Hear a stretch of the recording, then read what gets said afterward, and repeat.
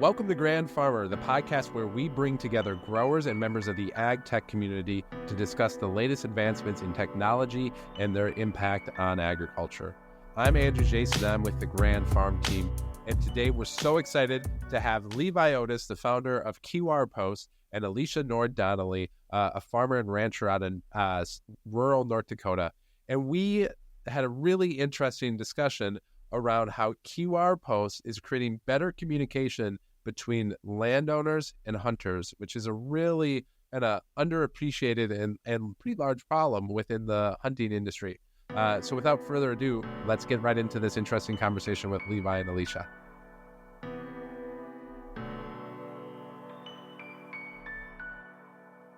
Awesome. Well, good morning, good evening, good afternoon, wherever you all are at. Very excited to have you here for this episode of Grand Farmer with Levi Otis and Alisha Nord Levi. We're very excited to be talking about QR posts. And so Levi and Alisha, thank you so much for being here. Thanks for having us, Andrew. Yeah, so we'll get started with Levi. Alisha, why don't you just tell us a little bit about yourself, a little bit about the background and who you are?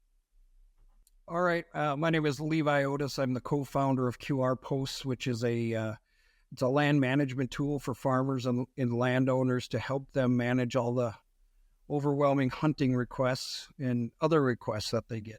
I've worked for Ellingson, which is a water management company, as a private property rights advocate for nearly 10 years. And with that experience of dealing with farmers and what they face every day, I've learned the challenges of the magnitude or the overwhelming hunting pressure that comes on them and their farms. And typically it's in the spring or fall when, they're either planting or harvesting. So we develop QR posts off of that. My name is Alisha Nord Levi. I grew up in the Red River Valley as a fifth-generation farmer-rancher. I grew up on a purebred Angus operation along with row crops, and then started off my adult career at NDSU. I did PR and marketing, 90% for research and 10% College of Ag, and I thought that's where I was going to stay for the rest of my life, and I was just going to be happy there. And little did I know, 3 years later, I started working for North Dakota Farm Bureau as their Southeast field rep, and that's the job I currently have today. And then also run a herd of Black Angus and Hereford cattle on the side. Great. And Alisha, you're based out of Sanborn, or close to Sanborn, right? Correct. The great big little town of Sanborn, North Dakota. There you go. Well, this could be a good plug. You can be like the tourism director for Sanborn here today. Well, it'll probably be a pretty easy job. Yeah, exactly. Great. Well, maybe Levi, you got a little bit into kind of your genesis story with QR Posts, but maybe you want to walk through this a little bit more and tell us about how this kind of came about. Sure. So, in the state of North Dakota, we are one of a few states that require farmers or landowners to post their land to require hunters to obtain permission to access their property. And not just hunters, but people that birdwatch, people that hike, people that snowmobile, people that take their senior class out for photography. So if somebody does not post their land with either signs or now electronic posting through the North Dakota Game and Fish site, people are basically at will to enter a farmer's property, and mostly what's done is hunt. And over the years, there's been a lot of posting bills, and North Dakota Farm Bureau, coincidentally, has led the charge on trying to stiffen up the requirements of what it takes to get on somebody's private property.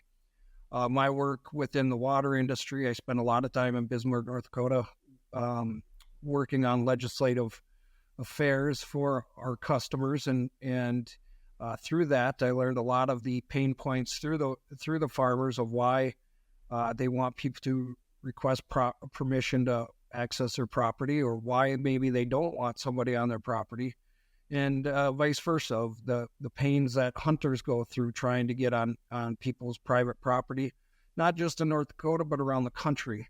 A state like Minnesota doesn't require posting of your land, so people can't just go on it.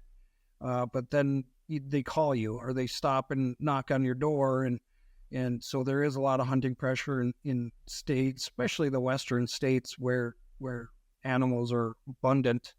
I'm sure it's the same in the I states, as we get a lot of customers coming from Illinois, Iowa, Indiana. That's that. I guess, to answer your question, that's the genesis of listening to two sides. They're trying to achieve the same thing, just going about it neither way that the other would like. So we're just bridging that communication gap, but strictly building this for the farmer, which coincidentally is going to make it easier for the hunter to request. It's just on the choice of the farmer of how he's going to be receiving those requests. Sure. So that's very interesting. So North Dakota, Minnesota, where else are you guys based out of right now, or where do you have land available? Well, we've got land posted in Maine, Mississippi. I should pull up my map. Kansas and Nebraska. I think we've got a couple customers that have ordered signs. Really heavy in North Dakota. Actually, just 2 days ago, we had a customer reach out and wants us to help him with his 20,000 acres. I think that's going to put us right at or plus or minus 100,000 acres total. So I was pretty excited to get that phone call saying, I've got a lot of land and I'm going to need help doing this. So obviously we oblige. Yeah. Well, I'm always curious, kind of. So you got a two-sided marketplace, right? You have your farmers that you're serving, or they're the landowners, and then you also have the hunters. And so without one, the other one's kind of useless. Who do you need more right now? Do you need more hunters using it? Do you need more landowners? Well, there's plenty of apps out there for hunters. There's a dozen apps that help hunters find out who the private property private property owner is. QR Post, I think, is the only one out there for the farmer, for the landowner, to help them choose how they're being communicated with. And so we are right now farmer focused, and that's who we want. You sign up your acres with us, and the rest will follow, but it just gives them the ability to choose. That makes sense. Well, Alisha, would love to get your thoughts on this. It sounds like the Farm Bureau is aware of this challenge in North Dakota, and I guess just would love your thoughts on kind of the business model and the challenge that Levi's talking about. Absolutely. So I'll just kind of talk on, not really on behalf of Farm Bureau, but just more on myself, since I am a hunter and also a landowner. I have a very unique position where I can see both sides of it.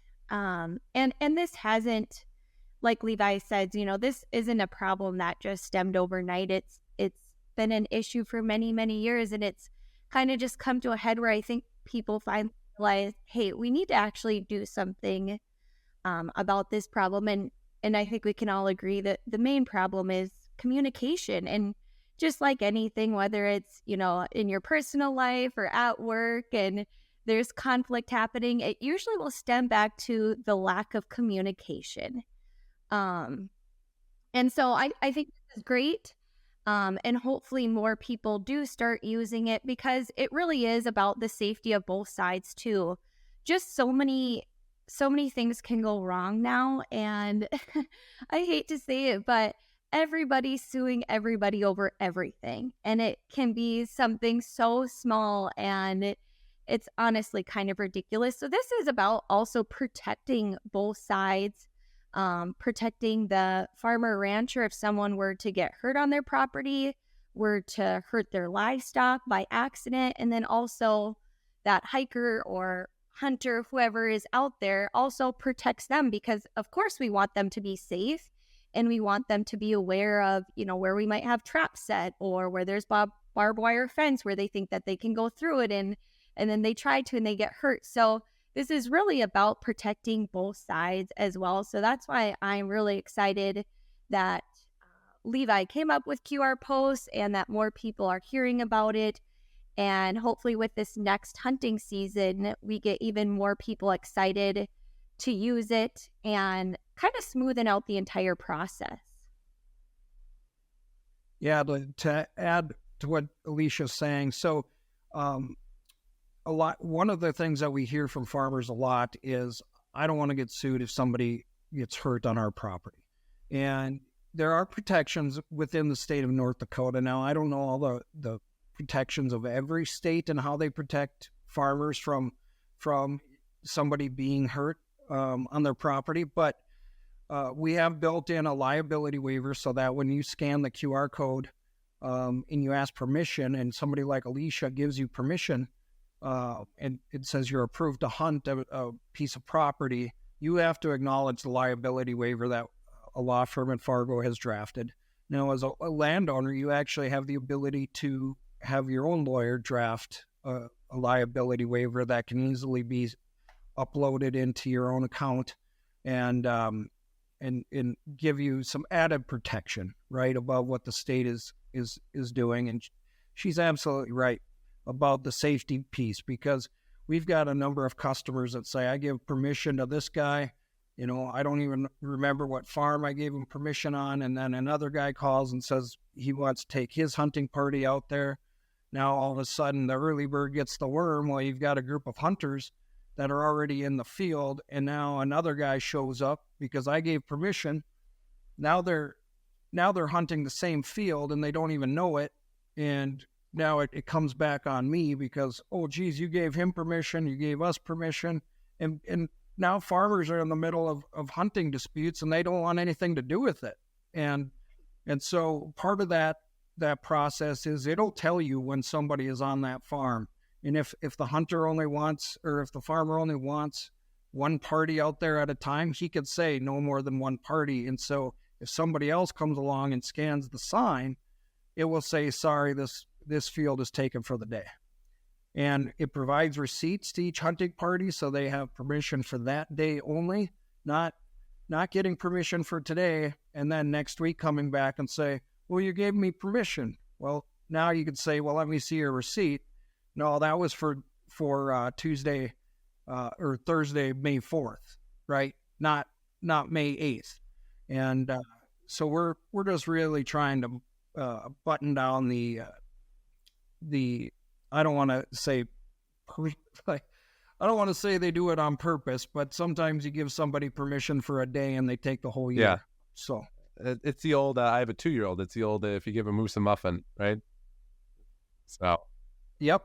Very familiar with that book lately these days. Well, great. Well, I am curious a little bit about the business model, and then also what this kind of means for kind of revenue generation for the farmers themselves, because I think that is a really important model with that. So maybe Levi, can you talk about kind of the business model with this? And then Alisha, got a couple of questions on that for you. Yeah, absolutely. So our signs are made here in North Dakota. That's our home base. So a company called Short Printer manufactures them for us. So when you go on and you order the sign, it shoots, you pay us, and it's instantly sent to Short Printer. It's kicked out within 2-3 days and shipped to wherever you ordered it to. So we do make some money off of the signs, not a lot, because we're trying to be as cheap as possible. I think they're $19.99, the polymetal no fade ink. And then our vinyl signs are $6.99, or maybe they're $5.99, somewhere in that range. So pretty low cost for what you're getting out of it. And then we do not charge a subscription fee to farmers at all. We do not charge a startup fee. Now, if you ask me to do the work for you, I might charge you a few bucks. But we do not charge anything to the landowners, which seems silly, but for us, it's just, I guess we could, but let's just get using it. And where we make most of our money is if somebody charges. And so if you charge $50, the farmer will get $5. So we take 10% of that, and then the hunter themselves will pay $55. So they're going to pay us a little bit of a service fee. Now, that being said, people think that farmers, they just they're getting greedy and they want to charge.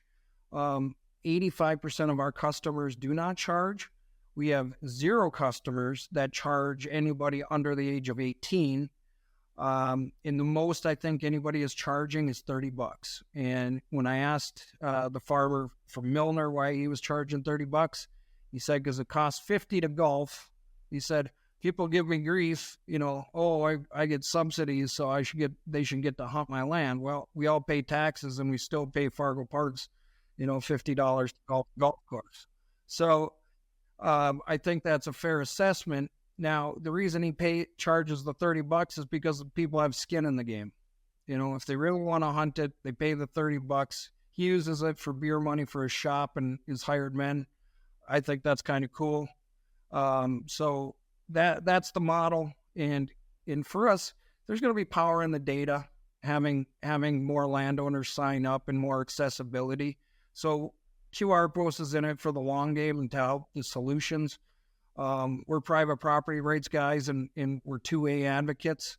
And without hunters, Second Amendment does see a lot of issues for going forward. So we're just trying to bridge that communication gap, as Alisha alluded to. Yeah, that makes sense. And Alisha, maybe going back to the liability concern, as a landowner, do you have people that have you experienced this challenge? Do you have people that farm or hunt on your land? And then 2, I guess from the liability standpoint, would love your thoughts on that. Yeah, so I think it's, whether you are a landowner in the farming and ranching or a landowner somewhere else where it's, more of a business or you have a shop, it's just, you're always so worried about somebody getting hurt or, I guess that's kind of the main thing, because there's lots of things that can go wrong, vandalism, all that kind of stuff. But the main concern is just somebody getting hurt on your property. And I think from the hunter perspective, it's like, we're safe. We know what we're doing. We take all the precautions. We've already mapped out stuff. And I have no doubt that they have. But still, it comes back on me and my conscience. If you were to get hurt, how awful that would be.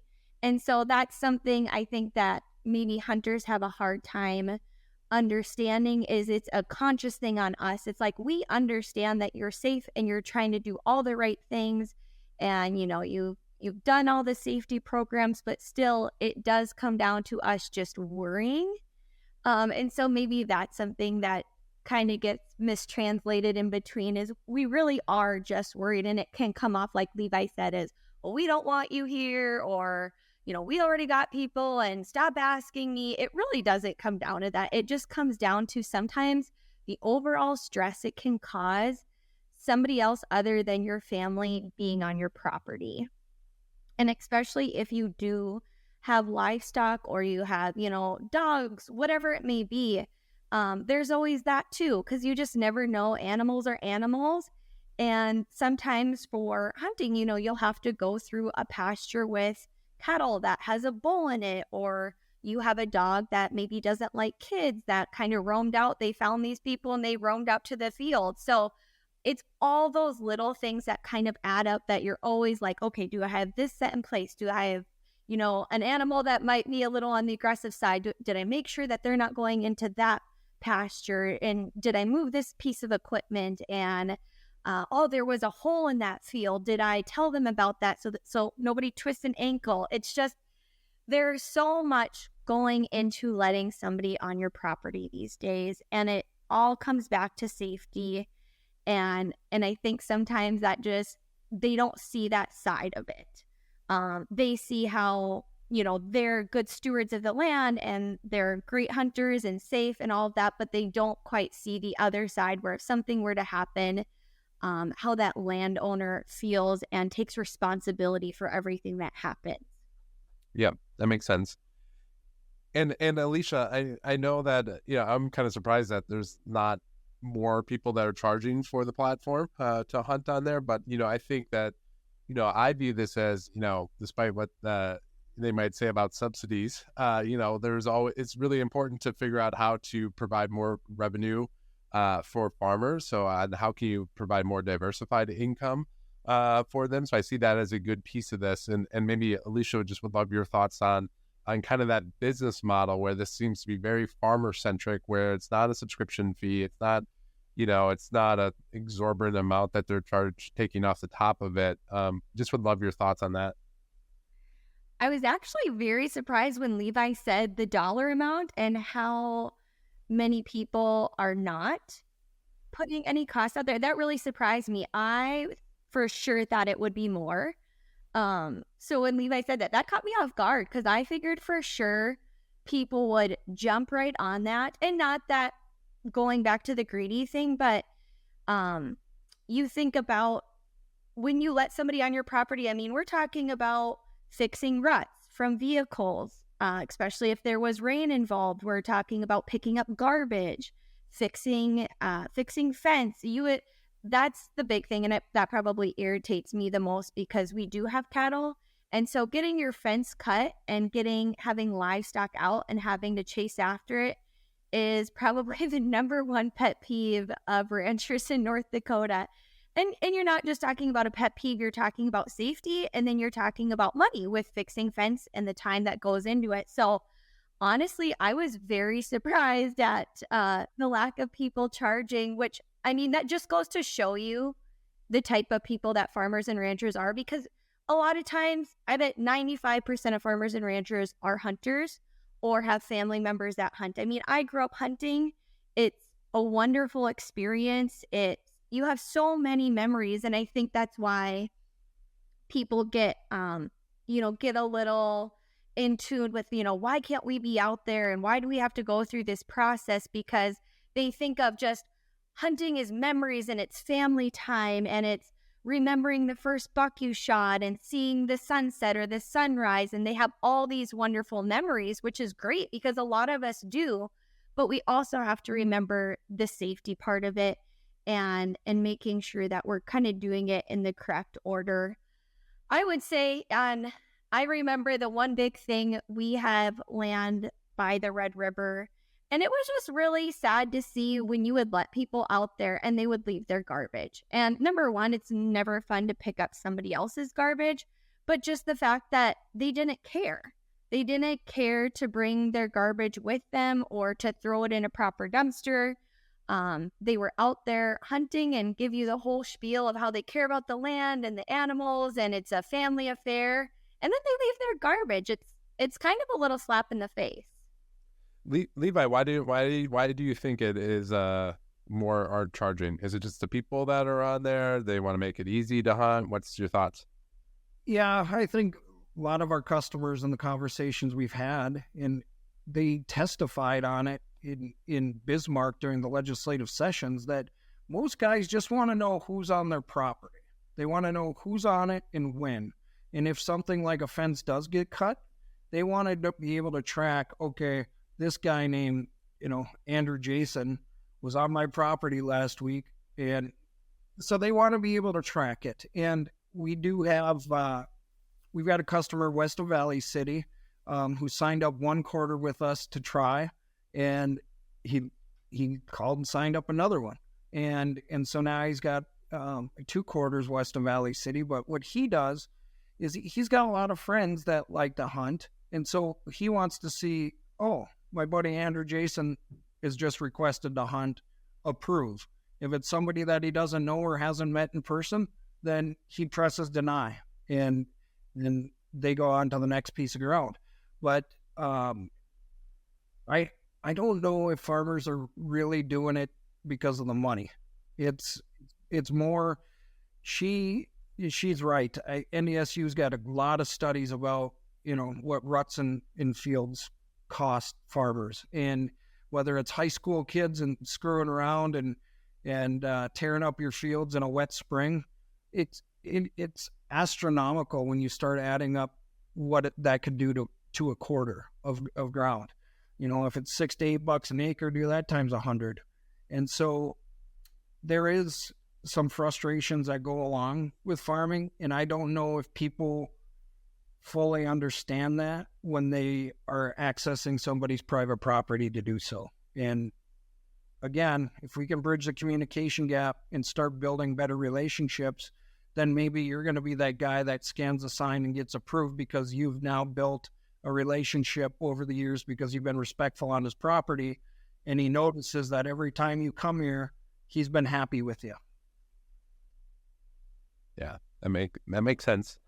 Well, and the other thing I'm curious about, so I grew up hunting in northern Minnesota here, but I don't have any kind of contacts or know anybody in North Dakota for hunting. You know, I have a 2-year-old, so thinking about how to like start getting eventually her interested in the sport. And what I like is that this, you know, the system's really easy to use. It's very uncomfortable, especially for millennials like myself, to like go out and make these calls and like find. And so I think like easing that system and then like helping this, I see this as a path for like kind of, I don't know, democratizing is the right word, but just breaking down that barrier to get out onto these lands. And this comes out very front and center. These are farmers that have land that are willing to let you on it. Here's how you contact it. So. Yeah, I appreciate that. When we started this out, my brother-in-law, who's my business partner, he's the developer of everything.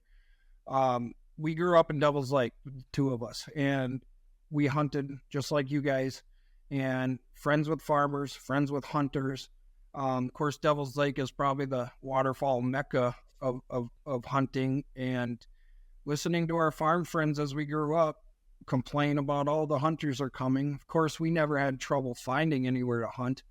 But then as we got older, you know, Kyle kept calling. He's like, dude, our friends are like angry. And we'd laugh, and I'd explain to him what these posting bills were here and what was going on. And him and my sister finally moved back to North Dakota. And then we started really seeing the conversations going. And he said, you got to be able to fix this somehow. And the first thing we developed was almost like a hotel software, because that's more of what I was familiar with my past career. But we got too in the weeds. And so we scrapped it and we said, we got to make this, you know, keep it simple, stupid, or whatever the term is. And we need it easy. Well, then during COVID, when they took the menus away from restaurants, we had happened to be sitting next to a table that just walked in, and they were grandmas, and they got out their phones and they scanned the QR code on the table, and they didn't have any problem picking up the menu. And we looked at each other, and he gives me credit, but I'm pretty sure it was him that said, hey, let's put a QR code on a posted sign. And that's where it kicked off. And so we've been live. October 1st, 2020 is when we went live. So we're 2.5 years into this.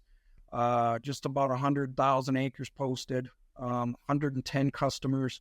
So we just try to keep it simple. And, you know, you ask people for their opinion.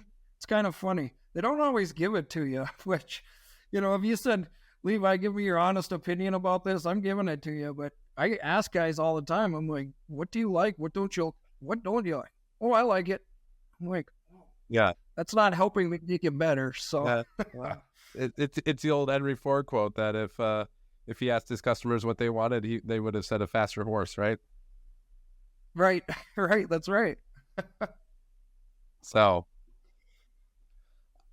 well, one of the things I'm curious about, as you know, Alisha, I'm sure you can attest to this. One of the things I hear farmers complain about all the time is the number of different software, different platforms, programs that they have to use.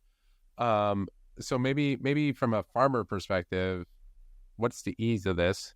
And then, you know, why is that important to keep it simple, stupid? Right. Well, I am probably like your 70-year-old farmer man, because I am not a technology person. That's why I laugh that I'm on this podcast. But you ask anyone I work with, like, you ask me to do a PowerPoint, no.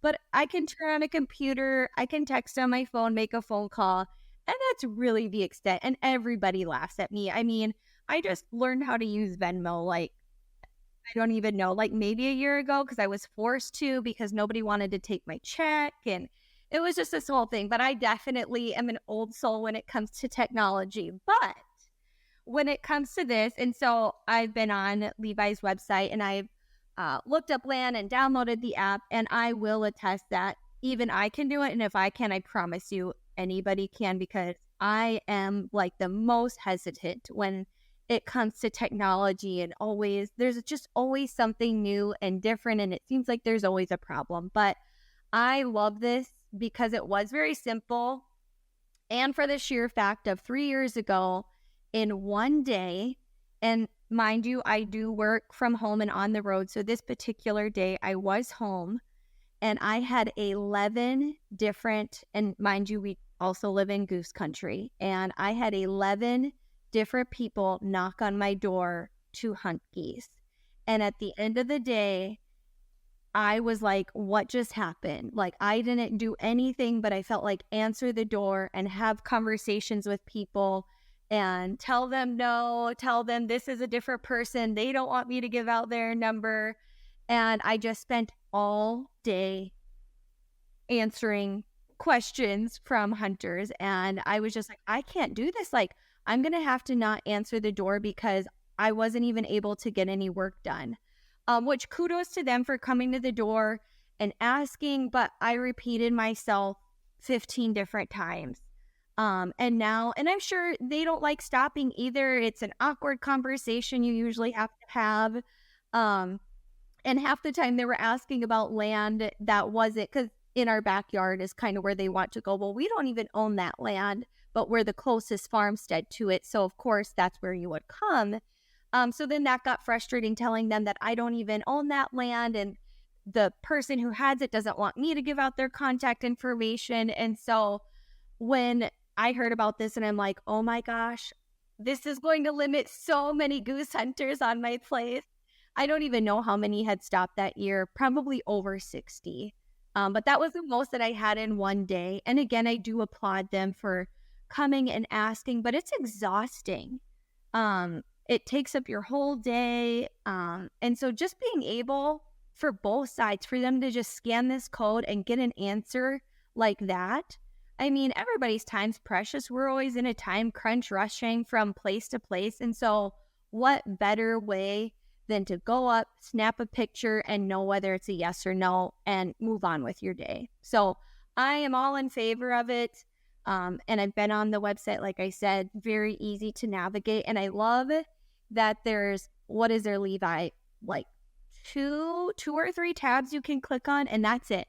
Like, the website is extremely simple and easy. Yep. You go in, post my land, put in the entity, it uploads it, you order your signs, and rock and roll. Put in your phone number, or you can actually choose to be notified by email. The hunter doesn't get your phone number. It all goes through us. So you get a text, Andrew, when you scan the sign. When a hunter scans the sign, you receive a text saying, let's say you call it Grandma Johnson's quarter. Well, Grandma Johnson's quarter has just been scanned. And then all of a sudden comes the request. You could choose to approve or deny, or you can set them autonomously and let them automatically reply yes or no.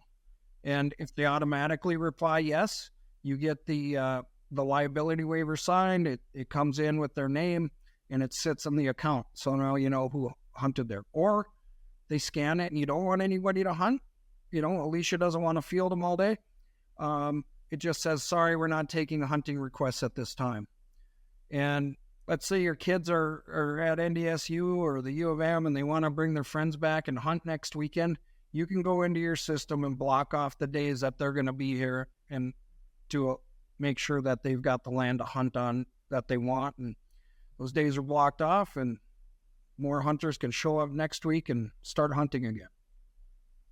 So. Yeah, well, that's great. And I think, you mentioned a little bit about the data is valuable, but one of the things that I see from a lot of ag tech startups and ag tech just in general is that, I think they're so focused on like this mass amount of data, collecting all of this, organizing it, that it becomes so overly complicated, not user-friendly. So I love the KISS model. Keep it simple, stupid. It has to be. because you brought it up to her earlier, talking about the technology that they get towards the farm. I mean, if she's got cows, how many different things are out there that you want to tell them how to raise better cows? And then you've got, your John Deere, and then with John Deere case, then you've got to upload your new software, right? And then everything's on your phone, and you got a weather app, you've got all these things going on. Then the hunter comes and knocks on your door, and you're frustrated because you're shoddy internet and you're trying to get your new maps uploaded. That's how you get told no, right? So, and that's what people don't understand.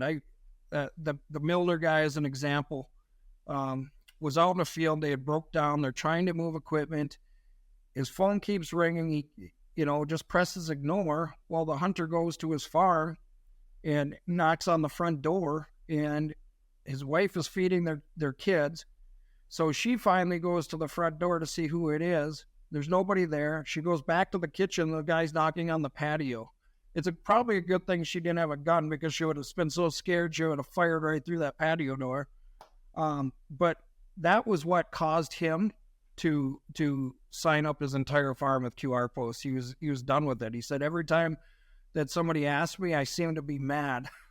Working on equipment, you're combining and wire or something gets tangled in your header, and there's just the most inopportune times is when they feel their questions are coming or the requests, and now it's here, text, boom, yeah, go ahead, or no, because I'm going to be harvesting that in the morning, right? And that's another thing people don't fully understand. Nobody wants to be shot at while they're farming the field next door, right? You hit that spot on the head, Levi. Like, if there was anything I could say about it, it's they're asking at the most inopportune times. And when you're in a bad mood, when the cows are out, when the equipment broke down, when you get a bad phone call about whatever it is, and then somebody's asking you to hunt and you're like, heck no, I don't even have time for this right now. I would say that is like the biggest thing. Yeah, and it ties right back into your original statement about safety and worrying about people being out there and if everything's going good. Not only do you have your family to feed, you've got every farmhand and they have to go to their families. It's a multi-million-dollar business, and people are coming to recreate. You're trying to accommodate as many people as possible, but it does get overwhelming, and that's why we created QR posts. Yeah. Well, that's great. I mean, you saw a challenge, you made it simple, and now you got this multi-sided marketplace that is getting a great adoption. So kudos to you.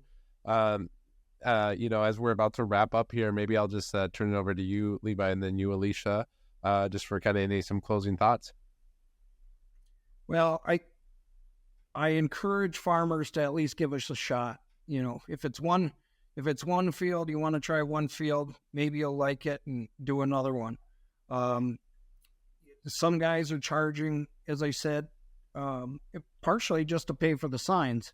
Some guys don't, but again, it's all preference, and we want the farmers to choose. We want you to choose how you're communicated with. If you want somebody to call you, put your name or your phone number in the notes. But it's your property, it's your choice. The easier we make the communication process, I think the better off it's going to be for hunters ultimately, and then the mental health of the farmer. So as long as people try it, just give us one little shot. We don't think you'll be too upset. Great. And Alisha, we'll turn it over to you for kind of any closing thoughts here. Yeah, thanks for having us. It's been a great conversation. And like we've kind of talked about, this is to benefit both sides. It's for the hunter and the landowner. And like we kind of stated before, most landowners are hunters and they enjoy hunting. And we all appreciate the understanding of wildlife and the ecosystem. And there really is no other outdoor activity like there is hunting. I mean, it's amazing. And in North Dakota, we have so many different varieties where we can go hunting. And so it makes it awesome to live here. but we do have to remember to respect people and to put people's safety as number one. And so I do hope more people sign up for this and make it easier for both sides of the parties. And I do kind of want to backtrack when I was talking about, fixing ruts and picking up garbage, because 95% of hunters are great and they're very respectful.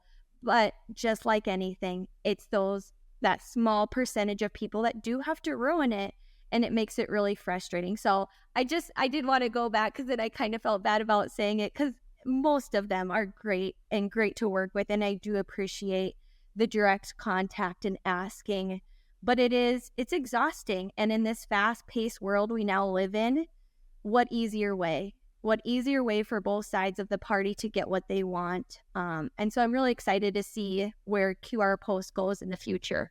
Yeah, well, absolutely. Well, thank you, Levi. Thank you, Alisha, for coming here. Really appreciate it. You bet. Thanks. Appreciate the opportunity. And that will wrap up this month's episode of Grand Farmer. Thanks to Levi and Alisha for joining us today as we talk about how QR Post is helping improve the communication between landowners and hunters. Again, I'm Andrew Jason with Grand Farm. If you're interested in learning more about Grand Farm and the work that we're doing, I invite you to go to grandfarm.com. We'll also be having monthly field days out at our site in Castleton, North Dakota. So I encourage you to come out and attend one of our events, or join us for our large Autonomous Nation Conference on Tuesday, August 29th, to learn about how autonomy is really going to be kind of reshaping this world. So thanks for joining us, and have a good one.